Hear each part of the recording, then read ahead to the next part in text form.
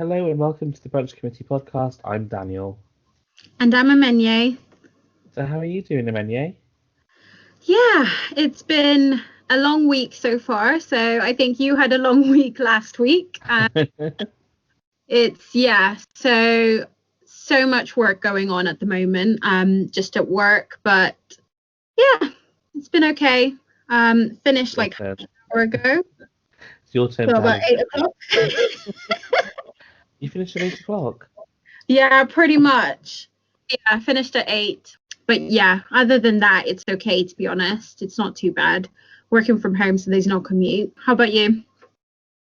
It's actually not too bad. It's kind of weird because I work in project management, so we work in sprints, so that's periods of 2 weeks. And Yeah. at the moment, it's a fairly light sprint for me, so I don't have too much to do from a project point of view. But I guess we're here to leave that behind and to talk shit and Exactly. Unwind. That's what we're here to do. exactly with our imaginary brunch and mimosas. Although I guess if we should be giving the fantasy that we are fully in a restaurant having brunch with our mimosas. I would clink Always. and I've got nothing to clink. I've got a glass of Ribena, so. Yeah, I've got a glass of cider. I'm such a Bristol girl over here. You know, I Cider all the way. Next time it'll be Prosecco. Don't worry, guys. I only like fruit cider, so I guess technically they're not really cider. They're more like sugary alcohol drink. I don't know if you could call it a cider. Oh, But, I'm the same. Yeah. I'm the Like, same. Berg or a Cordeleg. I got one of those oh yeah, those are good. So actually, speaking of cocktails, I've been on the side I do a bit of it's like a voluntary thing I do with the British Red Cross to look at Oh yeah. like fundraising events, and so we're trying to put together like a murder mystery thing. Ooh. And, so a friend of a friend has a bar, and they've very kindly sponsored the menu. So they've provided recipes for cocktails to go with the event, so people can buy their ticket. And they'll also get like a recipe card for Yeah. different sorts of cocktails, and there's non-alcoholic versions too, which I thought was really good. And That is really cool. When is it? it is on the 26th of February, so we're doing a trial run. There'll be tickets up on Eventbrite, and then hopefully we can, if When? that goes well, we'll be doing it more frequently. So When are the tickets up? I don't know yet. Hopefully soon. They're not up yet. We're not quite as organised as we should be. I But we will get definitely there. want to go to this. I love a murder mystery. We're talking about like murder shows last week, so murder mysteries this week. Exactly. Love a murder mystery. I love cocktails. Perfect. And Yeah. it's my birthday soon, so maybe that's what I I can do was going to say today. your birthday is next. Well, that's Next in a week, few days now. Tuesday. Is it next week Tuesday? Yeah. Oh, next week. Yeah, next week today. I was going to say.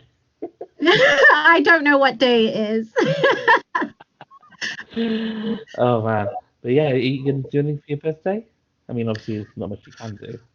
I do not know. I usually go away, so this year cannot do that. I don't know if I can pretend I'm away somewhere. I was telling me that we're just gonna have to like put the heating up and then pretend we're somewhere warm because I've got the day off and I've got the day before. So because it's the Monday, the Tuesday, I've got Monday and Tuesday off. So it's gonna be a long weekend. Oh, that'll be nice. 4 I days have off. nowhere to go. So yeah. Oh, that sounds really good. Well, I guess yeah, you can sort of whack the heating and put some shorts and t-shirts on, and you're fine. Yeah. Get some Just cocktails on.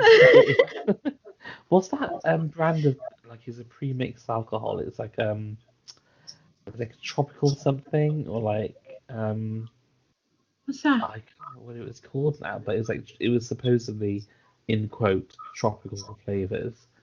It was like mango and passion fruit or something, or Huh? it just basically was an alcohol pop, but Oh, tropical is it flavor. like WKD thing? Kind of, yeah.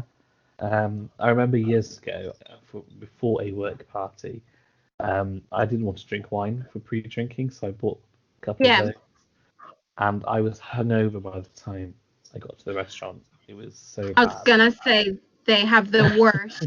I feel like you get the worst hangovers with pre-mixed cocktails I because think I I think have it's a the bit same. of the sugar as well. Can't help. Yeah, And like, it's I guess I don't know, because they don't have to put the ingredients in, or is that correct? I don't know if they have to, if they legally don't have to put the ingredients that they put into the drinks on the bottle, so they could put anything in there. what they don't have to.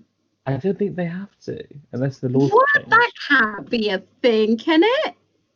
Unless I've made that up. I feel like it Loads of used to things in the yeah, just put loads of things in the bottle and then not add any of the ingredients. It's a be. Like, cocktail. this is perfectly legitimate. Good luck. It's basically all it tastes like is a bunch of like.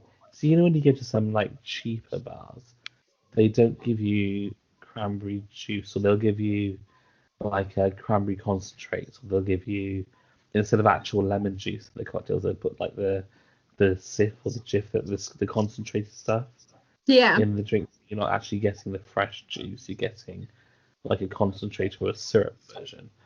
I feel yeah, like that those are made up of. They're just cheap syrups in a bottle. yeah, because it's always I'm not so sweet. oh god, yeah, very sweet. Like, you have to brush your teeth several times before, during, and after. Otherwise, your Yeah, teeth will just rot in your head. seriously. It's one of those things where you kind of end up like more in a sugar rush than Yeah, a that's buzz. it. It's a sugar rush. That probably explains a lot of my behavior at that point. Yeah, it's a sugar rush, not a buzz. Because So honestly, by the time I got to the meal, I was like a child who'd had a sugar rush. I was like grumpy, and like my head was banging. sugar Um, crash. That's what you had.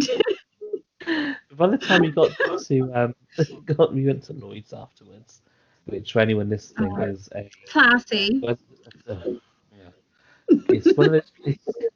So it's the Weatherspoons company, isn't it? Lloyd's. Um, Yes.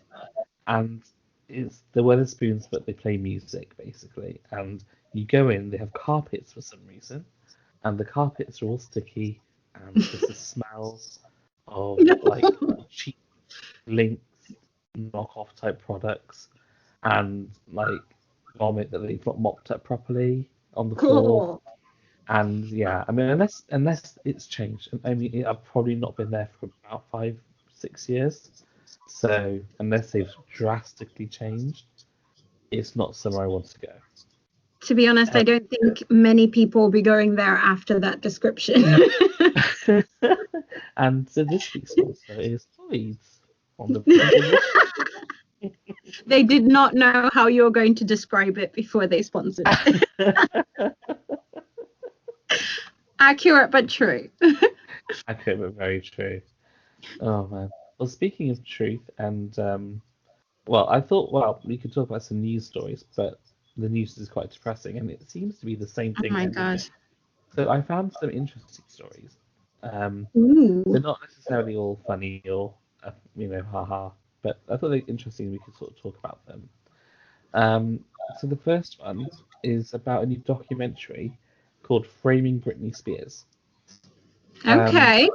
so we've not got it here in the UK yet. I think it's going to be airing soon, but it's about the whole thing about Britney Spears' conservatorship. You know, the whole Free Britney movement. To Oh yes, yes. So basically, Britney Spears, we know that in 2006, 2007, she had a sort of a quite a public breakdown, Yeah. and it wasn't really helped by the media and um, the public in general. And ever since then, she's so if I remember correctly, is either her mother or her father I have think her had father. her father. has had legal control over her finances and her affairs.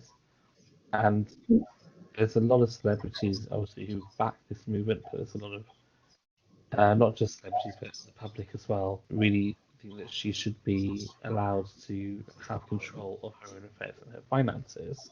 Um, Does she have this control back now? I thought she didn't Not still, or yet, was I it? don't think.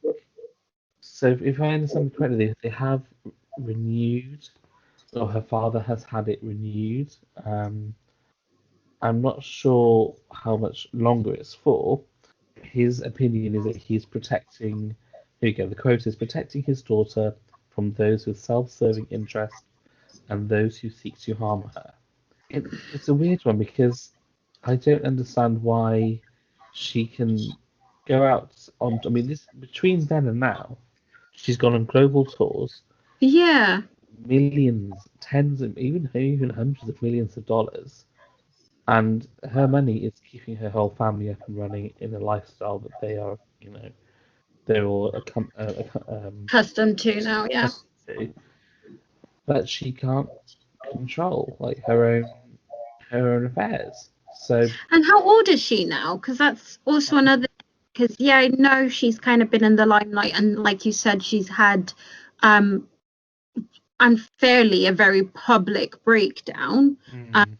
But at the same time, if you think of like so many people who have private lives who kind of go through all of these things, but then kind of how many years has it been that he kind of got control and she still can't get that control back?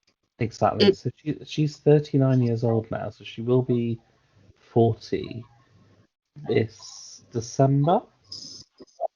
Yeah. Here we go. It's a conservatorship. So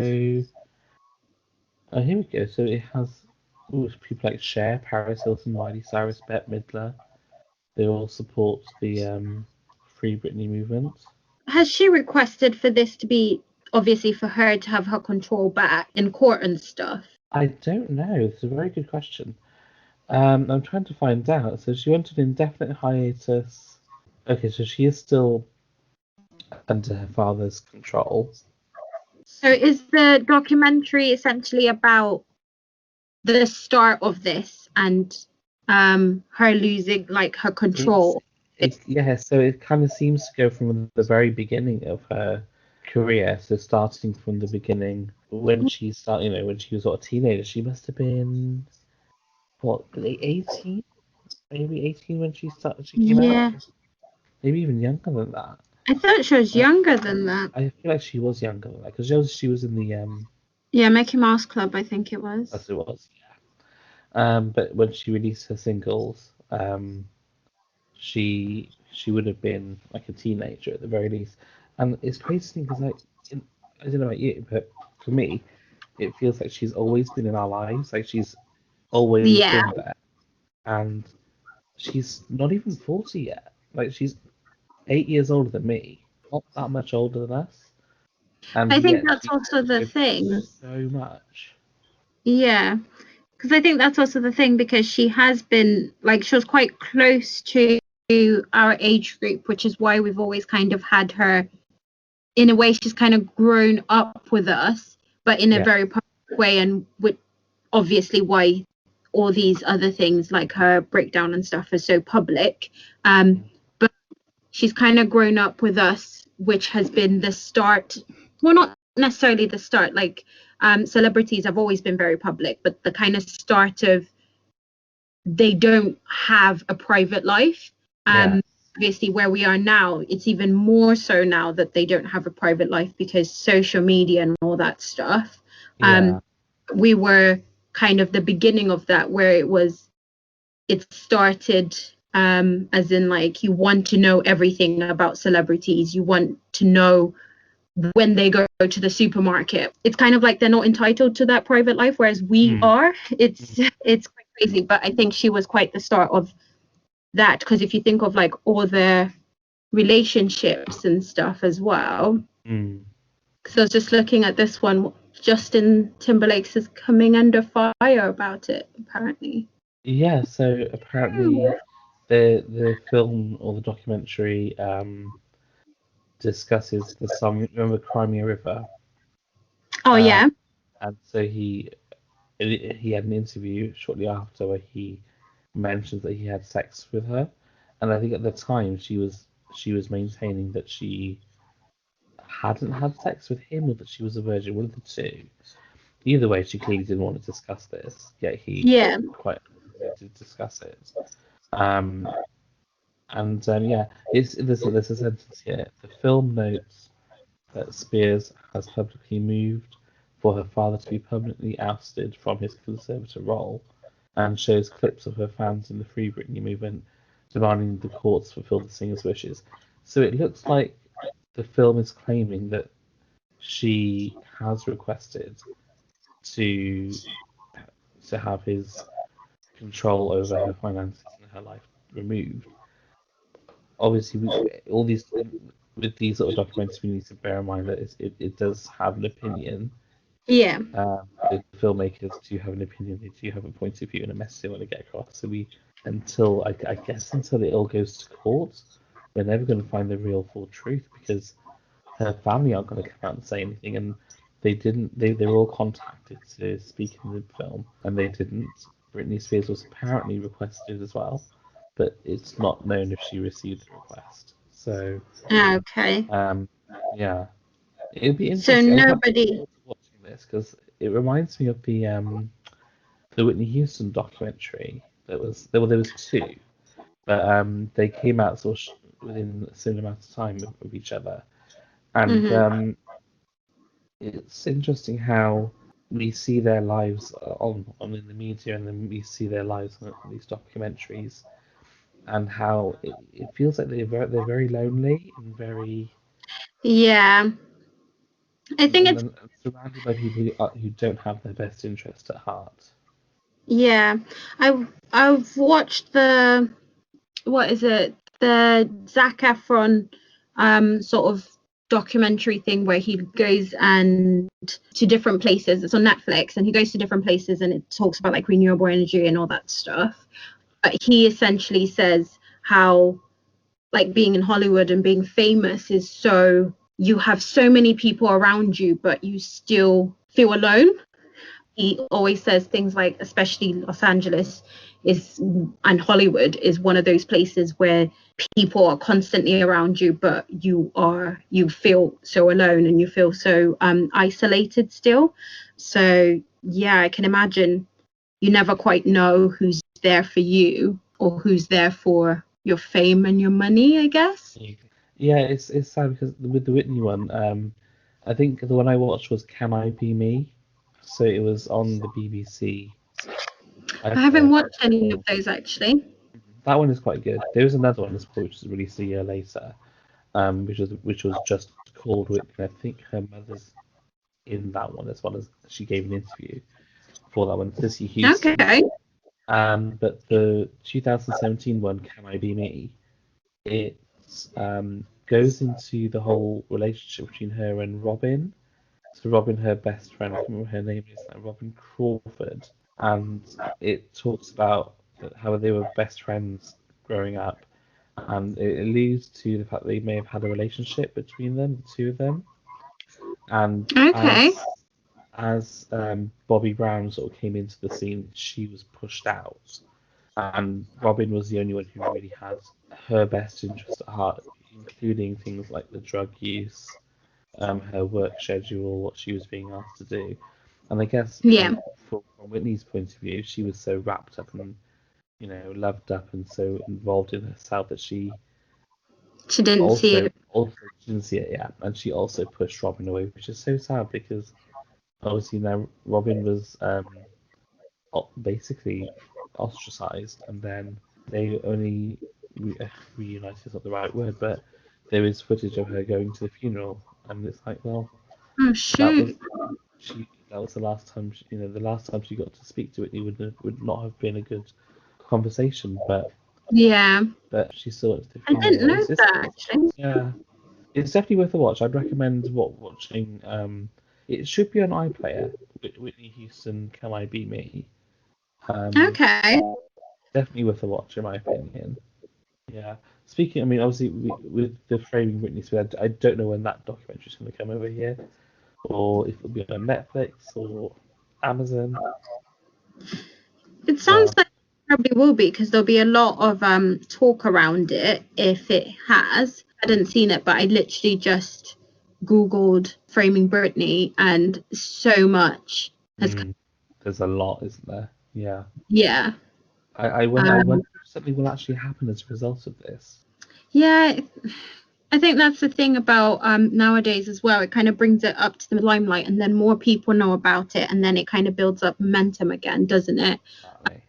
So it's just crazy that at 39 you cannot have control of your own Well, livelihood. what I understand, and unless I'm mistaken, the legal situation that allows her to be in under this conservatorship was initially intended for people with either Alzheimer's or dementia, so that as they progress with the disease Yeah, and sort of cognitive functions, that there is someone who is advocating for them and has their best interest at heart.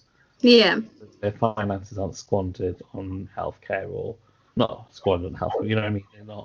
They're not being taken advantage of financially by like an old people's home or yeah. The thing hospice. is, I assume obviously when it started, which is I guess when she had her breakdown. I don't know that, but I'm assuming when she had her breakdown, that probably was the right thing to do. Yes, Because she yes. wasn't in the right state of mind, Mm. wasn't in the right place to be able to be in control of it. But I don't know. I guess it's also because I haven't heard anything recently in terms of her being or doing anything that makes it seem like she's not in the right state of mind. Yeah. So, I mean, I can, like you said, I can imagine why initially she would have had to go under it. But if she has proved that she is continuing to follow therapy, taking her medications, or yeah, whatever program her physician has prescribed for her, I I would have thought that she would be on the road to recovery. yeah. But then we don't know the full situation, so this is where I'm kind of like in two minds with this. Do you know what her relationship with her father is like? Because I guess that's also another thing because That's so. we don't. He might be the best person to, and if he does have the right sort of her best interest at heart, I guess it's not. It's I mean, sort of that doesn't there have are control. Yeah. from the articles I've read, looking into this story, it appears that they're hinting that he is or has been out to use her situation for financial gain. Like Okay. this is where I go back to where I said the documentary has a point of view. The people who created it have a point of view, so we Yeah. don't really know the truth unless they are presenting as actual facts, and it can all be verified. Again, we haven't seen this documentary yet, so until we do, I'm still Expert sitting. opinions again. Yeah, there we go. Right back at it. Yeah. Yeah, yeah. So speaking of celebrities, I don't know if you've heard about the whole Marilyn Manson situation going on at the moment. No, you briefly mentioned it to me, but I haven't actually looked more into it. I hold my hand. So, Sorry. yes, yeah. So basically, Evan Rachel Wood. So she was in. I'm trying to think now what that series is called. Westworld. Yeah. Did you, Westworld. She played the main. The main. Is it robots? Are they robots? Yeah, I didn't actually watch it, but I know it's something like weird. Yeah, I watched the first series and then I didn't carry on watching. Okay. It got a bit too weird for me, then I sort of stopped. Um, Okay. but let's go back to the point. So she actually posted a Instagram, like a note or a screen cap of a letter. Yeah. Um, so she says the following: The name of my abuser is Brian Warner, also known to the world as Marilyn Manson. He started grooming me when I was a teenager and horrifically abused me for years. I was brainwashed and manipulated into submission. I am done living in fear of retaliation, slander, or blackmail. I am here to expose this dangerous man and call out the many industries that have enabled him before he ruins any more lives. I stand with the many victims who will no longer be silent. I have to admit I wasn't expecting to hear that about him because it's a weird thing because I think a fan is a too strong a word. I've enjoyed his music when I was younger, um, Yeah. and I was into that sort of. I still am, sort of metal rock bands like Evanescence, Linkin Park, Within Temptation, things that are in that sort of ilk. Um, Yeah. and then find out that someone you've not grown up with us. Again, I don't want to put too much of a closeness to it, has done this sort of thing to someone else. Yeah. It is, I mean, it's horrible to Oh my imagine. I mean, God. um, and I've been looking online, sort of reading about it, and I think it's incredibly brave what she's done. Incredibly, I mean, Yeah, having definitely. I can only imagine. yeah, and it seems to be that she's getting a lot of support in sort of the public reaction, which is good. However, I've noticed I found this great article that kind of addresses this problem. There seems to be like a core. I mean, I guess you will always get these of fans or people who respond to these Yeah. posts or these revelations, and they feel that there's absolutely no way that he could have done this, either laughing at it or denying the allegations or just being really misogynistic or malicious in response to Evan's story. It sounds really bad, but I'm not surprised because this happens like every time somebody does kind of It speak. does. There's always people who are kind of not only in a way try and victim blame, but then try and make them seem like, oh, it didn't happen. And there's some people who lie, it's not that, but they're always people who just automatically jump to, I love this person, so they could never do it, and don't see Exactly. that person in that light. She was a child, and then for that to happen to her, it's kind of horrible for you then to turn around and kind of make like she's come out and said this, and also kind of it must have been a dark time for her to kind of get past it and be in a place where she feels like she can actually now speak about it, Yeah.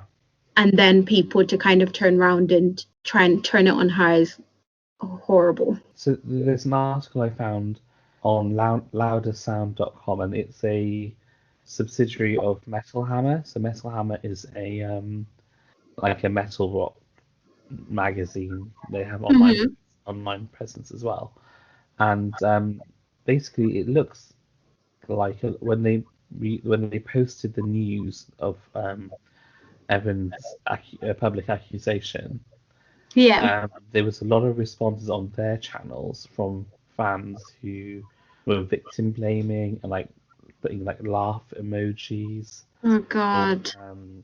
or sort of like How did reiterating. they react to Well, that? this is how I was really quite pleased because they posted a whole article on Louder Sound, and basically they've gone through sort of five key points about this, and Okay. they've had like an expert come in to sort of address these people's behaviors and comments and questions, and which I thought was a really good thing to do because it's quite brave because ultimately they are correcting and addressing their readers Yeah.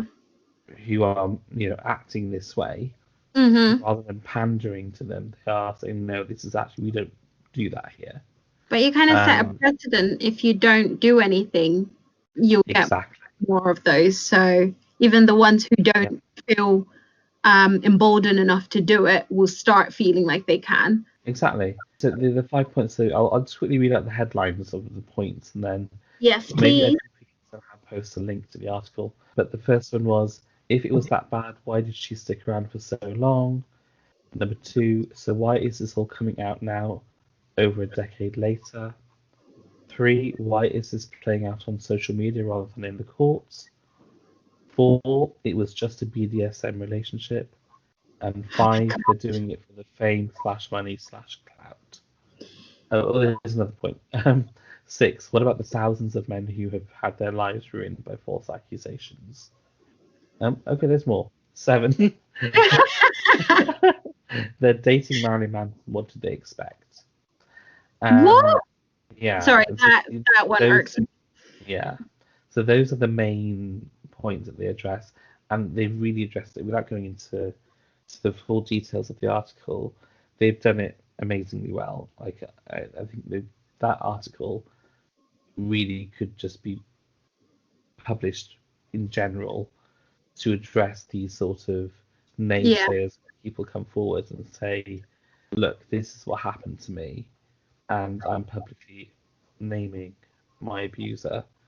yeah. Um, I think it's fantastic, and I think it's a really good article. Said you should definitely post a link to the article. Yeah, definitely. Yeah, but yeah, I thought it was out of something quite so dark and quite so negative. I think is glad that this article is sort of educating people and helping people see different points of view and Yeah, understand it from you know, from Evan's point of view, from the I don't want to use the victim, but the survivor's point of view. yeah. I think it's one of those things where they could have easily, like you said, gone and said, and they could have left it as in not said anything after the comment. But the fact they addressed it, that their readers at least know that they won't stand for things like that. Exactly. Which is what needs to be done, because otherwise more and more will come out and keep saying it. It doesn't mean it stops them, but at least they know they would get responses back and like clapped back on. I hate the dating Marilyn Manson. So what do you expect? I know, right? That's such a weird thing to come back and say, well, what is that meant to mean? Just because he plays a character doesn't mean he is that character. I mean, Yeah, and also the BDSM thing, because that's mm. trying to remember who there was a girl who was killed, and they kind of tried to then turn it round. Oh, was this in Australia or? Yeah, I think so. And they turned it around that she essentially, oh, it was a BDSM thing, so why was she doing that? And it's like, yeah, but it's still consensual. It's not supposed to be, and it's This not is the thing. that far. It's not supposed to. And yeah, things like this kind of irk me, because then it's still victim blaming. Like, oh, so you Yes. liked this, so they made. Yeah, it's not okay. I mean, with BDSM, there are strict, like they're very strict on standards of like consent Yeah. that can be freely given and freely removed. Yeah, If because it's someone supposed to be says both of them still enjoying it, and still at the precisely, end, it's supposed to be enjoyable for both parties, and not supposed to one lead to somebody being hurt or even being killed, or lead to essentially abuse of somebody else, especially when they're quite young and impressionable. And also, you weren't in the relationship, so how are you going to do exactly, that's the thing. None of us thought something? the relationship was between Evan and Marion. This is so weird because the article keeps referring to him as Brian. So no, Brian. um, yeah, exactly. None of us were really there. So when she's coming forth and saying this, who are we to say, actually, no, you're a liar? Yeah. I mean, you were there. How do you know? And I think it's that thing of they love him so much, and they've probably grown up with him, and they've built him up to this level that they Yes. think he cannot do wrong. And that's also, I guess, where then those people who are kind of like, oh, you're dating Marilyn Manson, so what do you expect? And it's kind of like, what? So he can't do anything wrong. He like anyone who goes to him has to just be expecting anything, and it's just not okay. Like, you've built this person up to make them feel like they can do whatever they want, essentially, and they won't have any repercussions, I guess. Yeah, exactly. Yeah. It hurts, obviously, if you find out that somebody you've looked up to has done something like this, but then your reaction shouldn't be that the victim's at fault. Exactly. And that's the thing. We need to always be listening. We have like 2 ears and 1 mouth, listening more than we speak. Yeah. And there's a reason that we really need to be listening to people when they say, because the fact is, it's incredibly difficult for someone to come out and say their truth at times, and for someone who, in her position, this could go either way for her. Really, we know what the media is like. We know what people are like. Yeah. Unfortunately, there have been instances where there have been negative responses to people coming forward, and Definitely. for her to be able to do this is incredibly brave and it shows strength of character of her to do so, and and to do so from a position of integrity. So Yeah. yeah, that's incredible. And I think the whole thing about listening and providing safe spaces for people to share and discuss and open up and have an honest debate, not a Yeah. not where we're giving equal view to so, to certain opinions, but where you're actually have proper grown up debates is Yeah. really important. I think yeah, I mean, sort of moving on to a different topic slightly, which we sort of still stepping away from this, moving on to sort of safe spaces. And my work, I've started working with senior leadership, and so my friend and I started this, and then she's moved on to a different company. We're now working to set up like a diversity and inclusion initiative where we are Yeah. setting up sort of safe spaces and allowing people to share experiences and talk, and understanding that if they feel that they need to share something that has happened to them, or where they've been bullied at work, or if they've been made to feel a certain way or had actions taken against them in a Yeah. certain, someone will be there to listen to them, and that it won't be held against them. Yeah. I think that's really, really important. So obviously, we were talking about from the celebrity world. I think also if we as people can do this in our everyday life. Definitely. I know you're doing something like this in your Yeah. workplace, aren't you? So we're doing setting up a BAME committee at work, which has been really good, and also at the same time a lot of work, because at the moment there's not as many people who I guess want to be a part of it at work. So it's kind of taken a while to take off, and it's been, I think there's about 5 of us doing it, and the company's really big. So it's kind of been a little bit disappointing in that respect, but at the same time I think it's where everybody's working from home. So we had recently set up a survey where we kind of allowed people to kind of suggest things anonymously, and so many people had so many ideas, but I guess it's just that thing of like trying to set time aside to then be a part of the committee. They're not willing to, well, not willing, they don't have the time to kind of commit. So at the same time, that was quite good, because we could see that people do want it to actually happen and do want it to be a part of it, a part of the company anyway. So Yeah. it's really good, but there's not that many of us, so trying to actually set up like initiatives and stuff is a lot of work, because we're doing Yeah. Chinese New Year, which Oh, okay. on the 12th, and we need to set up quiz, and we've got things like trying to do some like Chinese like food recipes, and try and find out, like, get people to send through their what years they were born, so we can find out what that, like, what, whether you're an ox or what sort of sign, I guess, Mm. animal you are, and what that means for you. But yeah, there's a lot of stuff going on, and we want to do so much, but we don't have as many people doing it. But it is still really interesting, and it's like I'm learning so much at the same time. But yeah, it's really good. But it's That's trying to, really interesting. Yeah. yeah, I I think think. with these, Sorry, I go was ahead. gonna say, sorry, I was going to say, I think with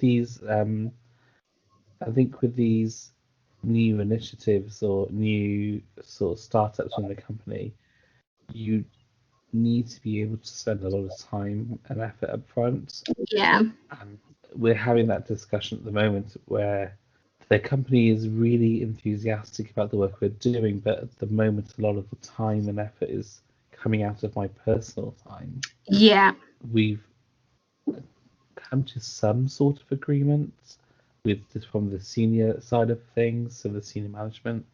It's now just making sure that the people, the managers on the ground, they understand that they have to follow through and allow that time yeah. for the work to be done. Because, like you said, putting all those things together takes It's, time, it takes effort to do it properly. yeah. Um, and It's and it's that thing of like you don't then end up. I think my worry is I don't want it to become a chore because I mm, fit it around my work, and that's like the rest of my work has to obviously come first. But I want this to go ahead because not only are so because of this obviously BAME committee, we've also found out that so I work in the obviously veterinary industry, but there's not that many BAME like veterinary vets, nurses mm, in the industry. So it's just something that I've only found out about recently. And somebody sent an email to our BAME committee just initially saying, oh, there's actually a survey that's going around for the veterinary industry, which I don't think many people know about in our company. And it's essentially talking about the same things that you were talking about, where you can anonymously sort of submit experiences you've had where you've kind of experienced any sort of like discrimination or mm. any sort of not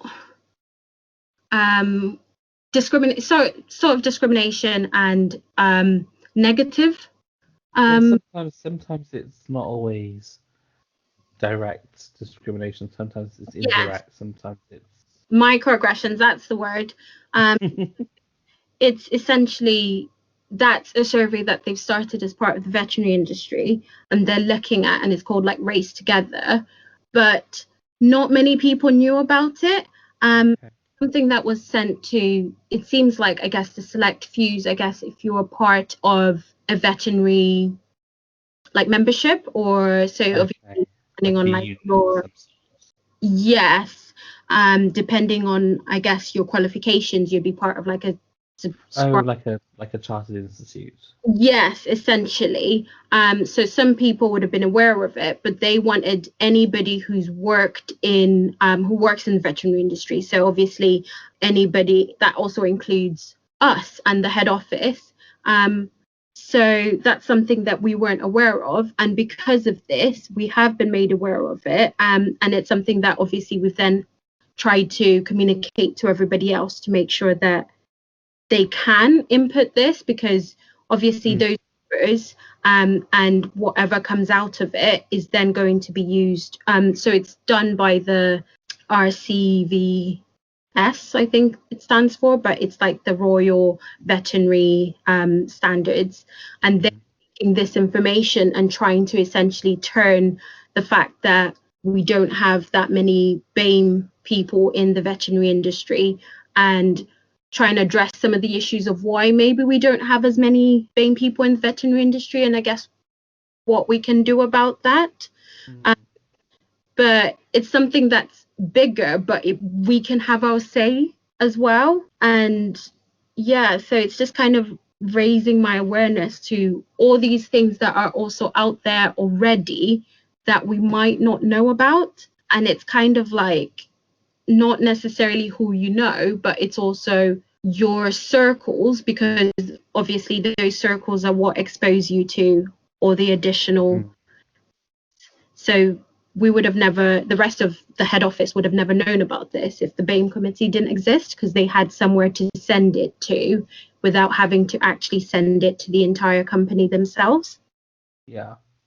So I guess I think we should probably maybe sort of state that like I'm a person of colour, I'm of South Asian Sri Lankan descent, and you're black as well. So yeah, we're talking about this from like a almost a first-hand experience. firsthand. Yes, Yeah. exactly. So yeah, so it's something that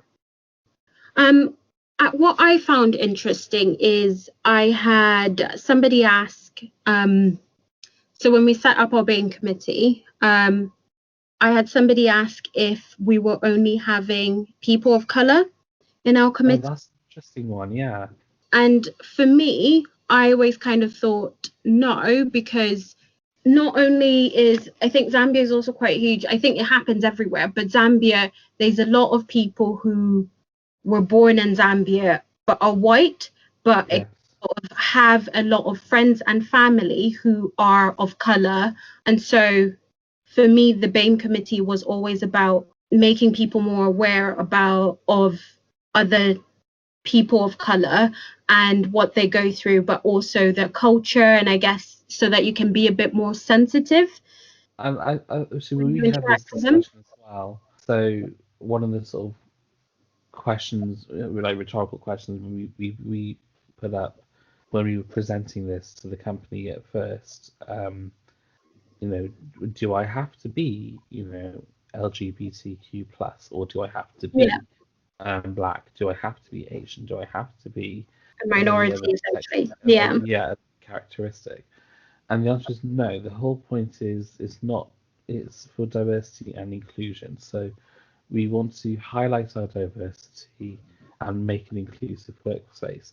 And for that to happen, there needs to be allies. And I think allies have Exactly. so Yeah.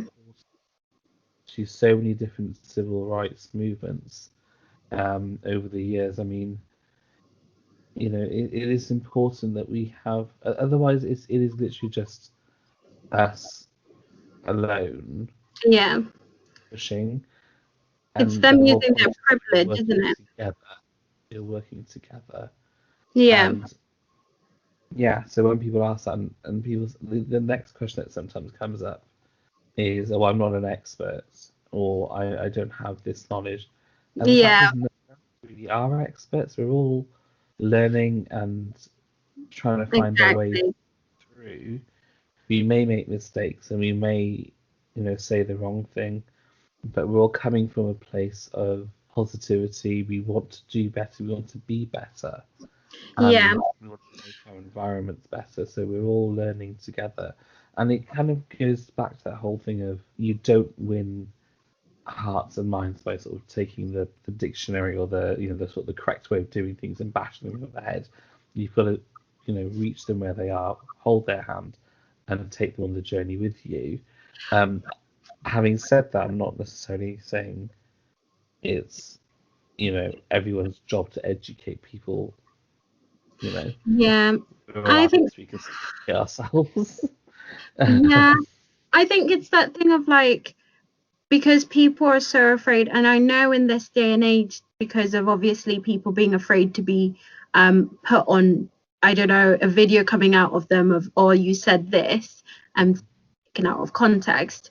But if you think of learning anything, you learn things by getting things wrong. When you get it wrong, Yeah. somebody correct you. I guess it's also so I did BAME training thing. Why I say training, we read Me and White Supremacy, and it was a book club, but you essentially like talked about it and talked about like all the things that came up on from the book. And one of the points that came up was essentially how you take it when somebody corrects you.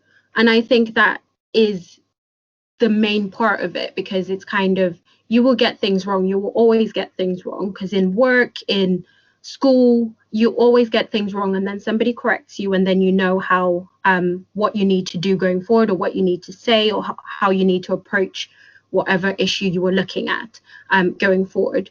But if you then sort of get defensive when somebody corrects you, I think that's where the problem is, because you're not really trying to learn. You're kind of getting a little bit precious about it, which I don't think you can learn anything that way. Because if you kind of went into, I don't know, a guitar lesson, and you're learning how to play the guitar, and then they correct you because you did something wrong and you get defensive about it, you're not going to learn how to play the guitar. So it's Exactly.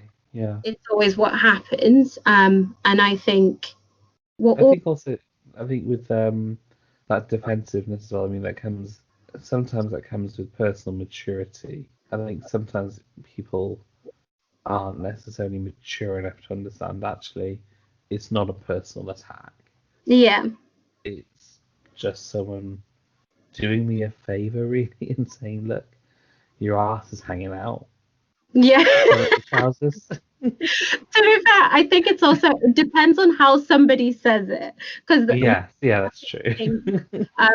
put that out there, because sometimes somebody might say it and laugh at you, and you'll go, oh, I didn't know. But then that's when you get defensive. So if you get defensive that way, but I think even then you need to kind of, I guess, be gracious about it, and kind of go, oh, I messed up there. I won't say that again. Yeah. Yeah, I think it's how you take it. But yeah, it does also kind of depend on, I guess, who says it, how they say it. But we're all always learning, like you said. So I think it's that thing of, you just have to, I say, take it with a pinch of salt, but I think don't get precious about, oh, but that's not what I meant. Well, but that's how it came across. So maybe next time you need to word it a bit differently. It got deep. It got deep. It got deep. And Let's now let's move on to equally as deep and emotional and heartbreaking. Let's talk about Drag Race. Yes. Oh my God. Which one are we going for first? Because the American one, oh my God. Okay, so let's start with the American one, because that's, we just get this out of the way. So, have you caught up to the disco episode? Yes, I have. Okay. So this week, I was caught up. I think I only had that one too. So this week the Queens funk it up in a disco dancing documentary complete with 70s fashion, and the guest judge was Lonnie Love. I'm assuming because of COVID they're just cycling the guests back and forth. Maybe. I mean, I'm not mad because I mean, Lonnie Love is brilliant, and I love Nicole Byer. I mean, yeah, she needs to be a permanent guest in my opinion. She definitely everything she does is, I mean, she does nailed it on Netflix, the Cake series, and she does a few podcasts that I listen to, and I think she's incredible. I just loved Utica made that in the time that Lalaurie made hers. It was her reaction, and I couldn't. Oh yeah, it was the one previous before, episode. Yeah, with the Lalaurie's paper bag corset thing, and it was gift bags. Yeah, little paper bags, and she only managed to. She glued them, sewed them onto her corset. I think she glued them. Leotard, but only the corset was done. The corset section was done, and her little knickers at the bottom were basically out. So she did basically. But this week they had to do a dance, like a dancing thing. I mean, I was a bit confused, to be honest, because it wasn't a musical, because they weren't singing and there was no lip syncing. They were just dancing. Now, don't get me wrong, dancing is difficult. I mean, I can't dance, and I can imagine dancing in drag is even more difficult. It just felt okay. It kind of felt a bit odd to watch, because the singing is going on and they were just like not even smiling sometimes, just like their faces are completely still. And I was like, is something missing? Like, I don't know. It kind of felt a bit odd. So do you think they've done, so the UK and the US one have the same challenges in the same order? Because they had a singing one in the UK one the week I before. think it might just be a coincidence. Okay, because I felt like it's kind of paired up. I know what you mean. Yeah. But yes, so I completely get what you mean, and I wasn't as wowed. Although I did love quite a few people on there, and their enthusiasm and how much they were having actually made me have fun watching them. I mean, I think yeah, Olivia Lux was amazing. Yes, that was it. Yeah, do you know what? I didn't hate Utica Queen. I know she does that thing with her mouth and her face. I didn't either. I found it quite funny. I quite liked it. I thought they were gonna love it because they were like, yeah, they seemed to like it when we're watching it. I didn't quite. She did do it for quite a long time, but I kind of thought, oh yeah, it's working, because it was quite opposite. Because obviously Olivia Lux was like full on cheerleader, loving life, like full on smiley, and then there was like the opposite of Utica, because yeah. But I think she did it right, because obviously she was a bit nervous about the dancing, and I think that helped her like kind of make it her own. Yes, definitely.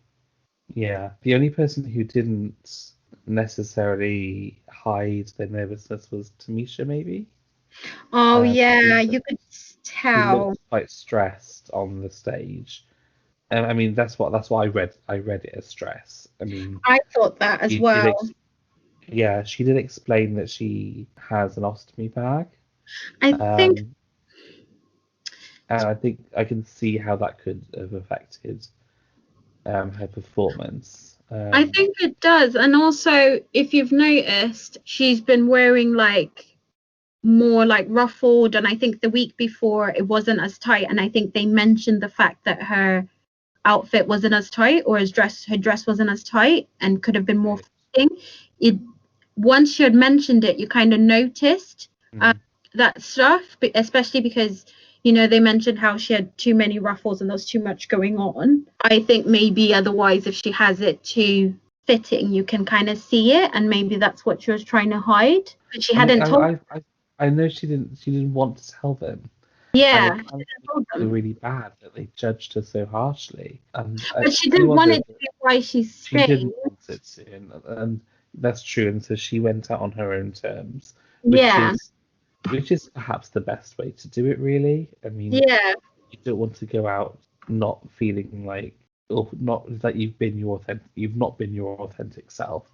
Exactly. And so if she did want to share it, she should have had to, and so she didn't. So I think that's fair enough. The theme on the runway was Little Black Dress. Oh yeah. I'm trying to think who my first. I mean, I quite liked Utica's take on a Little Black Dress. I like the fact that she matched her earrings. Yeah. I didn't realize it was the earrings until she mentioned it. Until she said it, it didn't make sense. But then afterwards, it did. But I was quite surprised at the reaction of the judges, who were like, oh, "Okay." I was like, "Oh." To be fair, Michelle kind of lived for it. Well, after she was told, to be fair. Yeah, after she was told. I get it. I get that you had to. It does. It's like explaining a joke. It doesn't quite work, does it? Yeah, but I was also a little bit like, I don't understand what's going on, but I kind of like Utica's, which is why I was like, okay, she's kind of pulling it off, and she was. Yeah. The hook was what got me, because that's when, after she said it was the earrings, I was like, that's why there's a hook on her head. I didn't understand. Yeah, I saw Kimora Hall's outfit that she was going to wear on her Instagram. Ooh, I want to look that up. Incredible. It was a Bob Mackie dress, obviously. Of course. But again, she looks stunning, and I'm saying it, and I'll say it again. She should. I said what I said. Trying to think who else was my. I loved Tamisha's outfit as well. To be fair, I thought it was very classy. It was, but to be fair, I wasn't as wowed. It wasn't as wow, but then I felt like Olivia Lux's dress wasn't maybe as wow. Yeah. it was well made and she looked beautiful. The hair was incredible. Compared to Tamisha's dress, I felt Tamisha's was more complex and had more design. Yeah, because I think they did mention that to Olivia, didn't they? Because they said it just was a bit simple. hmm hmm But Lip sync was between Candy Muse and Tamisha. I mean, it seems oh like my they. God, I was so excited for that, and I was just like, Uh, Tamisha, make this happen. so speaking of Candy Muse, I actually did like Candy Muse's outfit. And I disagreed with the comments about the paint on the face. I quite liked that paint effect. I quite like the paint in the face. Yeah, I can see what she was doing there, and I Yeah, liked her. But the lip sync song, oh my god, that was an incredible choice. that was an incredible choice. It was such a good song, "Hit 'Em Up" style by Blue Cantrell. But Andy did like lip sync her heart out because I could see it, and I was like, come on, Tamisha, you need to up your game because it's winning. I felt like maybe they did like a different version each, Yeah, you they know. did. But Tamisha's was very old school. yeah, but Tamisha went home. Sad Uh, time. I know, sad times. But yeah, so the winner of the challenge was this week was Olivia Lux, wasn't it? Yes. Yes. And rightly so. I think Olivia is incredible and she did really well this week. Her hair was making me the way it was moving. Like I wanted to get up and dance when I was watching. So I was like, yes. But even like the hair on the runway challenge, like the way she was like just sweeping it back, it looks so effortless. Yeah. That looked like it's clearly so beautifully coiffed, but it doesn't look like she's done anything to it. Like, No. if you a layperson, you think, oh, it's just so effortless. Yeah, definitely. But I also love that Olivia won because I was kind of like, she has arrived. I feel like Oh, it's she had blended. a little black bag as well. Oh yeah, she loves her little black bags, like her tiny little bags that she can just like fit a Tic Tac in, off and can go. But they're so small. How? So, Drag Race UK. So, this is the one we need to talk about. This week, the Queens presented daytime magazine show called Morning Glory. The host, sorry, no, the one of the guest judges was Lorraine Kelly, who was also the director, I guess, or the sort of. Yeah, she was the director. She was sat in the chair. Yeah, director, producer, whatever they're called. Yeah. And so they had to do segments on like a daytime TV show, like Good Morning Good Morning Britain, or whatever. This morning. Yeah. The main hosts were Bimini and Tace. They did well. And then they had the goths, the party planners. That was Veronica Green. God, I have something to say about this later. Well, I mean, let's talk about it. So I thought Veronica should have gone down the route of Morticia Addams. She had the outfit. She almost had the hair. Why didn't she maybe try and characterize herself as something like Morticia Addams? And then Sister could have been Wednesday Addams. See, this was also something else because obviously Veronica kind of went angry, not goth. I don't know what that was. Yeah, she was. Although part of me did find it quite funny when she sort of slammed the rat into the cake. Yeah, I was. And then she tasted the thing. She was eating it. She's like, "Oh, it's disgusting." Yeah, I feel like she was trying to go blasé, but it came off angry. But I think it was because Sister was kind of like, oh, like she kept doing some random faces as well. And then they were just doomed from the beginning, to be fair. Yeah. But I didn't like that Sister kind of was trying to blame her because like at least she tried to do something. Like she could have did Veronica take the blame for that as well? Sorry? Didn't Veronica take the blame for that? She did take the blame for it, but I think that was she initially said, "Oh, I felt like I disappointed her." Which I get that, but Sister kind of went too far with it, that she was like, oh, I couldn't do anything. You pretty much like, yeah, ruined it for us. But she had a good chunk. It's not like she over her either. She had a good chunk where she could have done something. It sounds like they each had a section that they needed to do something with, and I don't know if in the planning maybe she didn't see what she was going to do, but it didn't sound like, I just didn't like that she tried to blame her too much, when I don't know how she would have changed her section if Veronica had done well. Veronica would have just outstaged her. I feel like she's in the same position. I think unfortunately this kind of goes back to what I said last week, which was I feel like sister she isn't standing out. Yeah. But which is annoying because like I think she is an incredible performer, but it's just not translating. Maybe I don't know. To be honest, I have not seen any of her stuff, so I can't really say anything in terms of like, I don't know anything other than what I've seen on Drag Race, and she hasn't been bad. That's the thing. She's just not. She's not stood out. Well, she stood out. Well, saying she hasn't been bad up until now. Yeah. So if you move on to Ellie Diamond and Lawrence Chaney, the Dragony nieces, the preschool kids presenters. Yes. It kind of felt like Lawrence Chaney was the one who was holding up that partnership. Yeah, I was just gonna say that. Like Ellie was, that whole thing with improv, like where you have to do yes and. Yes and yeah. It felt like Ellie Diamond was doing yes. Not the and.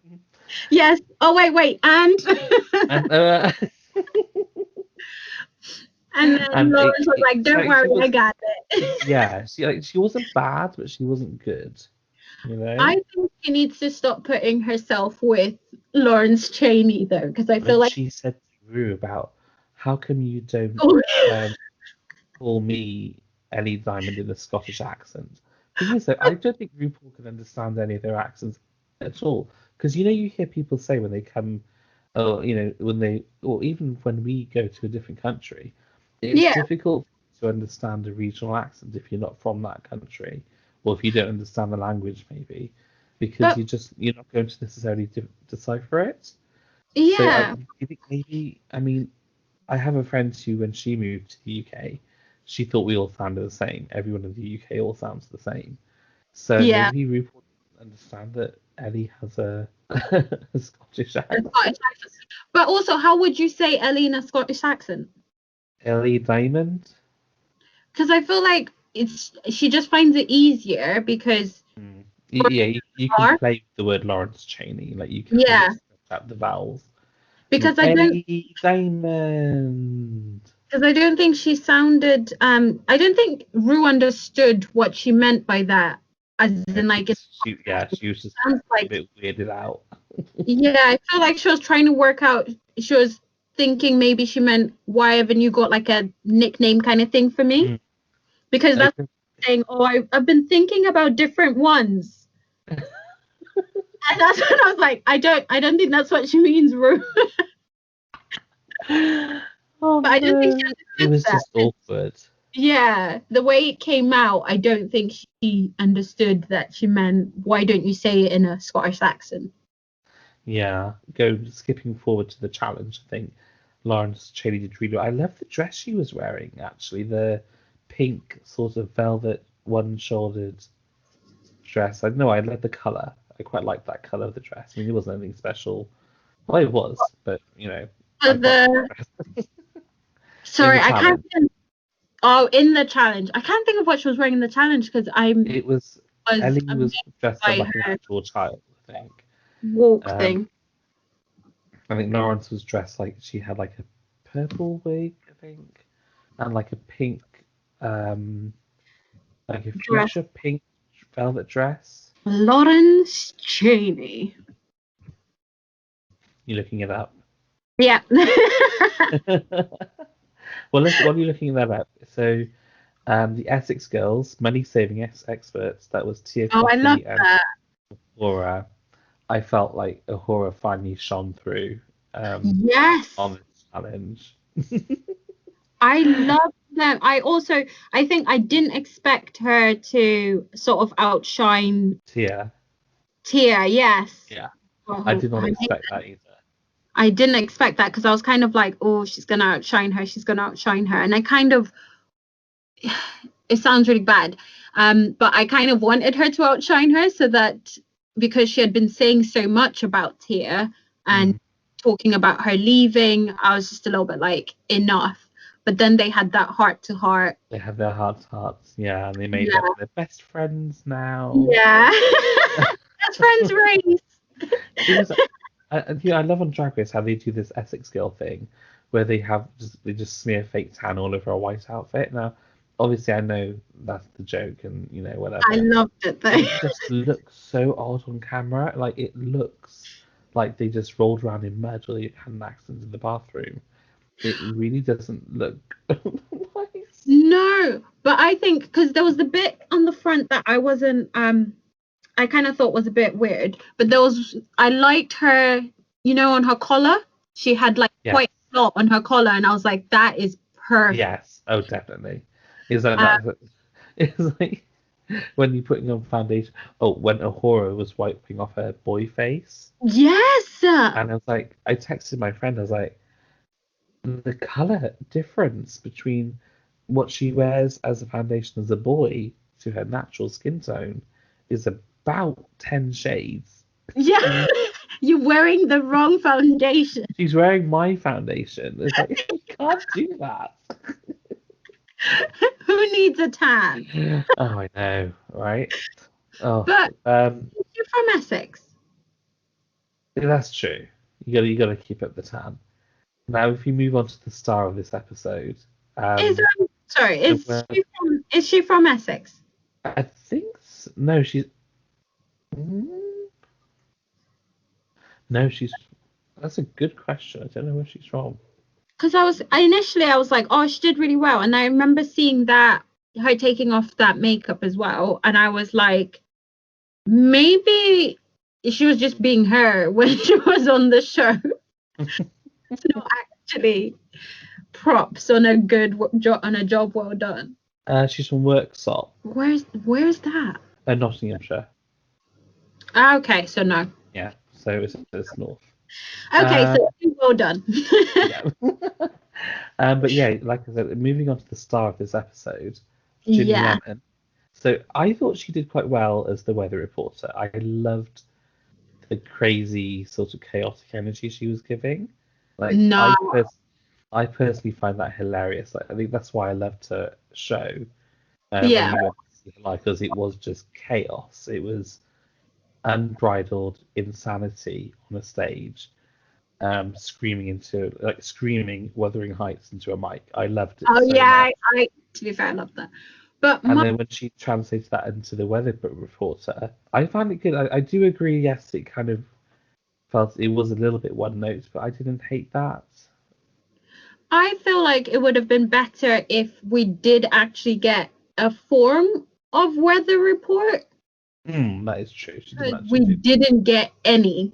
I like how she did play with, like, they were throwing all those props at her in the water. She played along with it. And she really improvised well. Because I really liked her, she had a character already in mind. She had, there was everything going for it. And even at that note, I would have been happy at that note. It was just because at the end of it, I was kind of like, there was no form of weather, even if she was just kind of like, at the end, been like, oh yeah, by the way, it's raining. There was nothing because we didn't. Oh yeah, that would have been quite funny actually. She'd sort of said at the end, oh yeah, by the way, it's raining. Because there was a point where I feel like they kind of went, oh, it's ending. I feel like that's when oh yeah, apparently it's raining, or it's raining and snowing.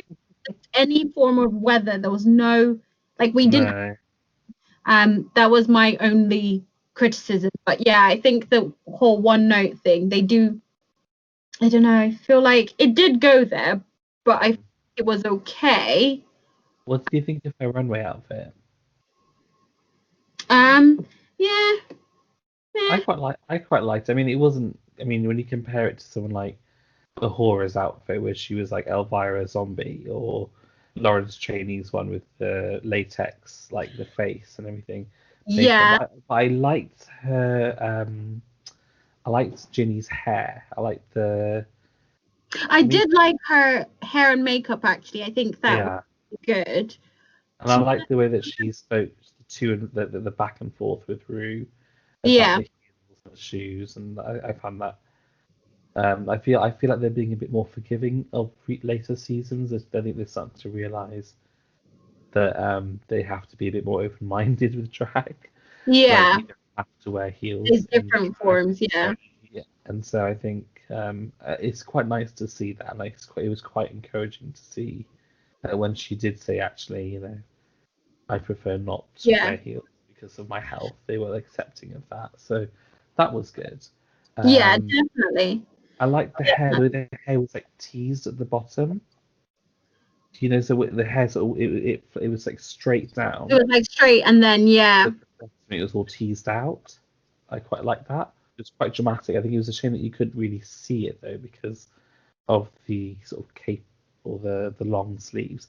Having said that, though, I did love the sleeves, that sort of 70s sleeves. I really liked the sleeves. To be honest, Yeah. that was a bit that like I liked the outfit. My only criticism was I didn't. To be honest, I think in terms of what the category was, Mm. of them I was just kind of like, oh, okay. Like I get it's what was it? Another world, Well, like it was supposed to be Beetlejuice and a witch. yeah. I didn't like I got witch, I got witch. but Beetlejuice, I mean, if she had like black stripes. To be honest, I kind of thought more like it's that thing of like what is it? Toxic waste thing because she had those symbols Mm. everywhere, and I was kind of Yeah. like, okay, um, Yes, it read more toxic waste than it did read witch. yeah. Mm.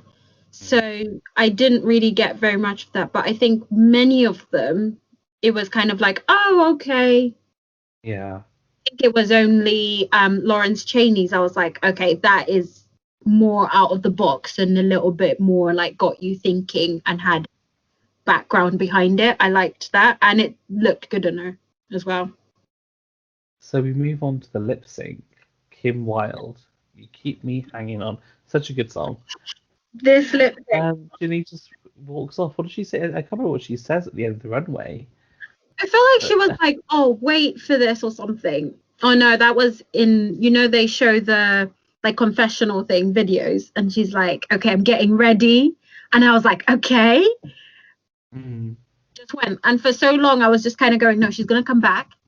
She's gonna." mhm. There was like I think 2 seconds left of this song, and I was like, "She's still coming back," but no.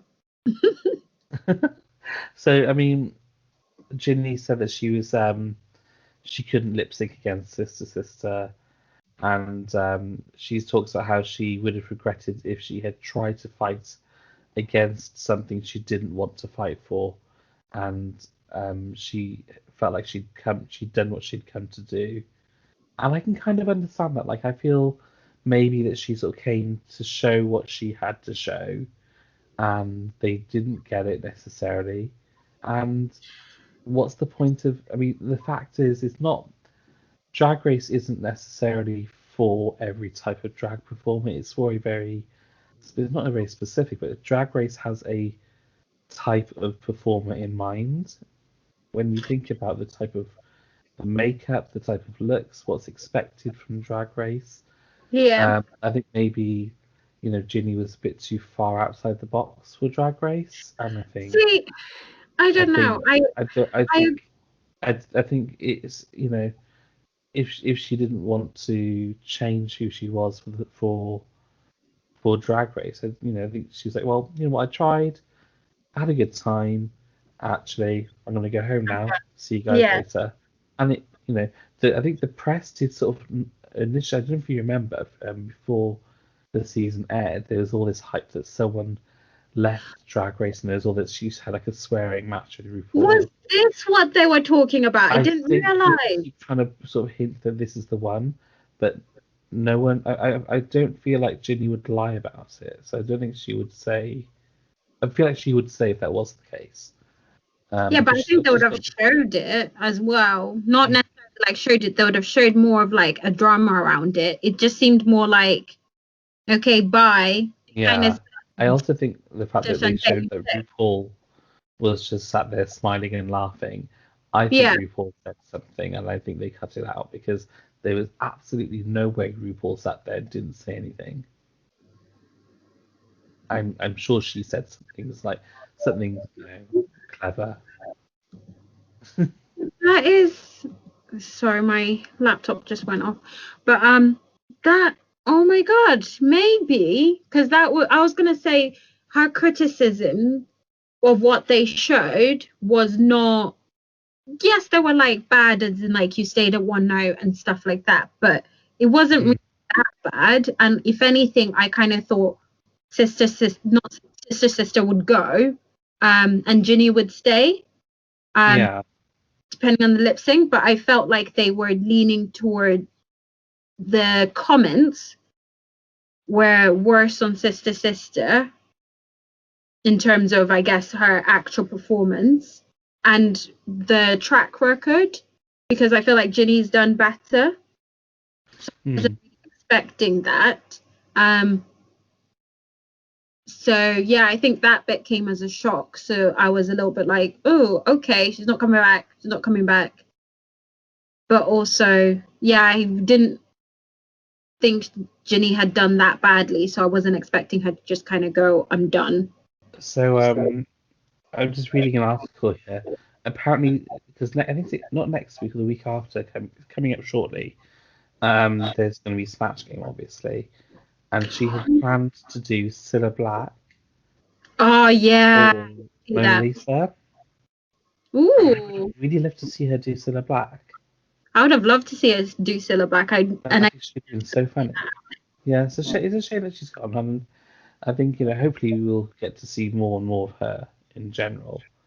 I Yeah, think definitely. she's such a unique performer. And hopefully, yeah, we will see her live once the world is back to normal, or we'll see her on our TV in the meantime, hopefully. Definitely. I think I was quite disappointed, to be honest, as well.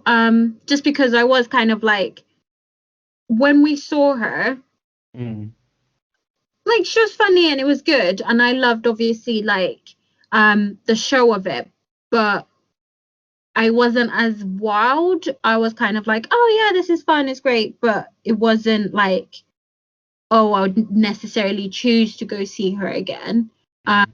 but seeing her on the competition and seeing the person behind the character, Yeah. I actually like really liked her. See, I for mean, me, it was the other way around. Like, I feel like seeing her live and then realizing she was going to be on Drag Race, I was like, I cannot wait to see what she unleashes. Like, how crazy is she going to be? yeah. To be To honest, I sort of expected just her to terrify go. RuPaul. Yeah.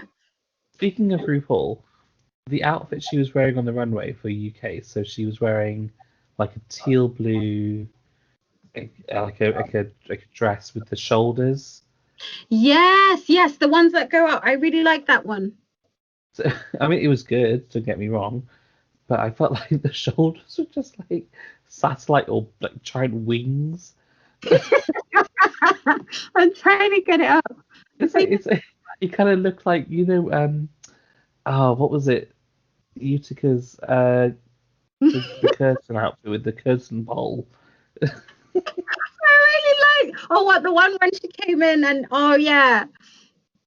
Yeah, I thought that was so funny. I need But yeah, it was a look at the silhouette at at the beginning of the run.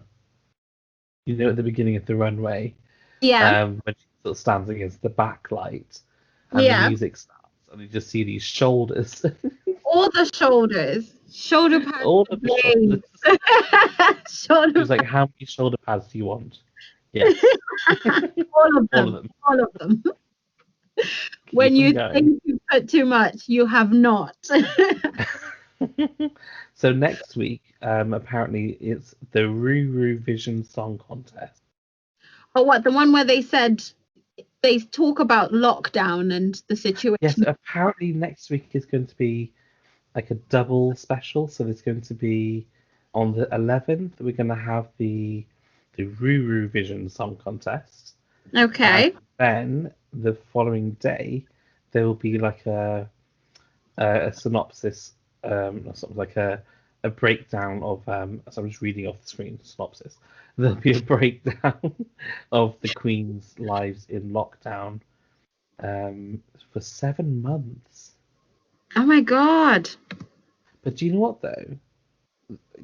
That's So kind of that means, depressing in a way because if you think about it, that's kind of what you want to do because, do you know what I mean? And well, maybe not because I think it would have been difficult for them to earn money during the lockdown mm, necessarily. But you have an opportunity then to work on stuff.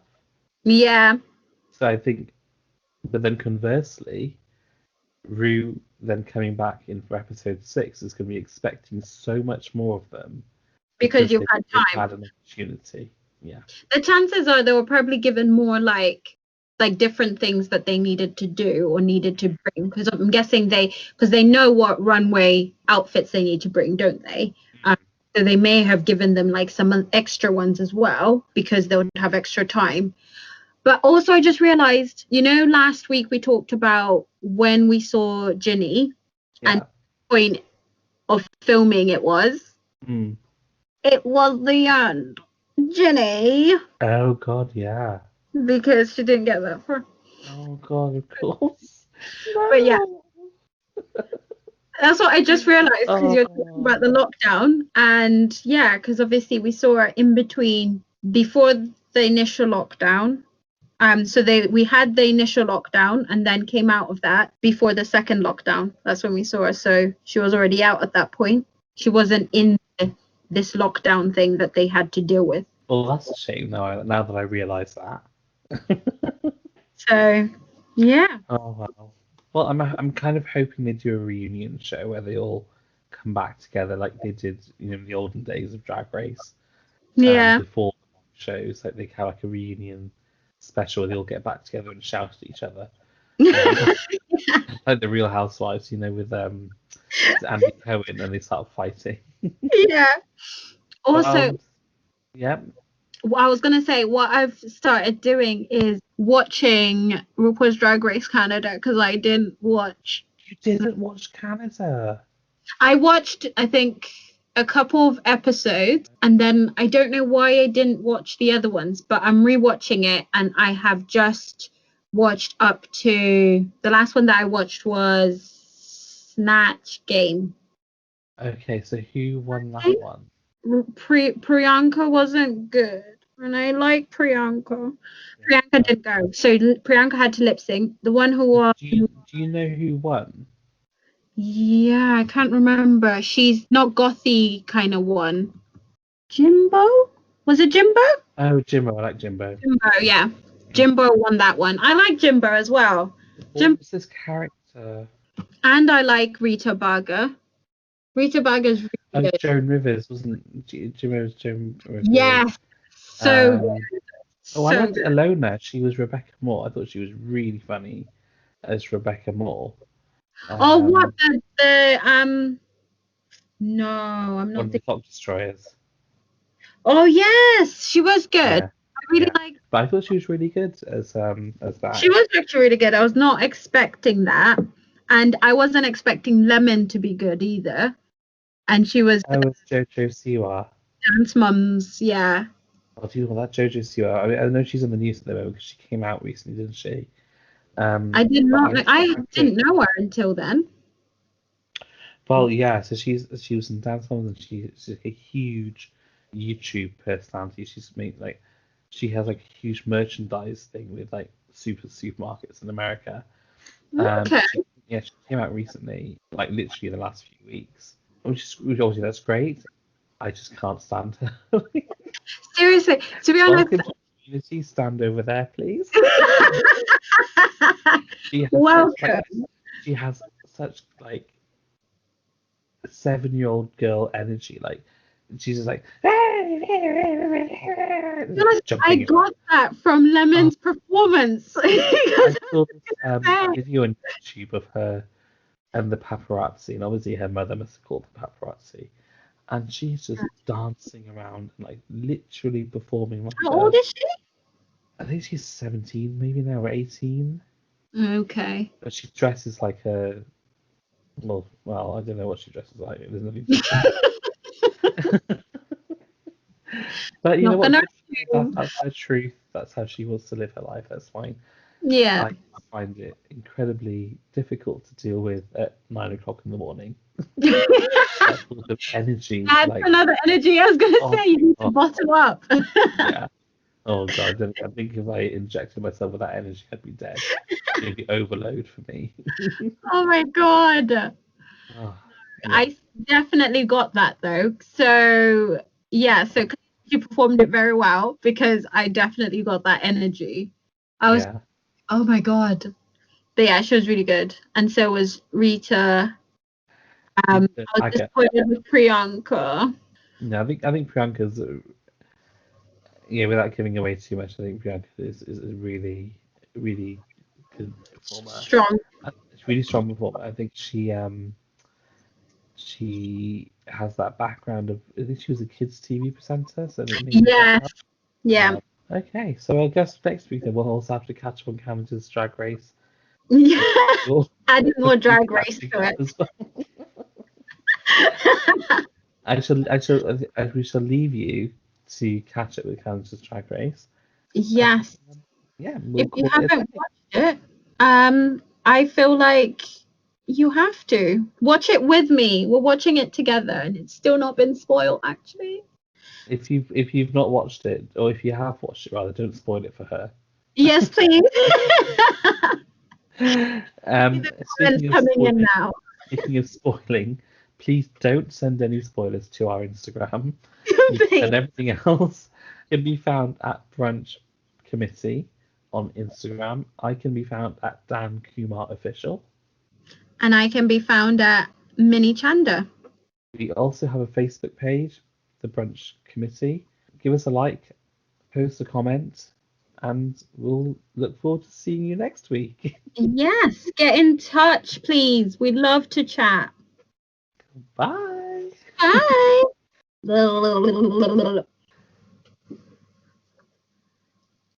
Cool. Perfect. That was like the end. We always kind of get to, maybe we should try and do it a little one to just say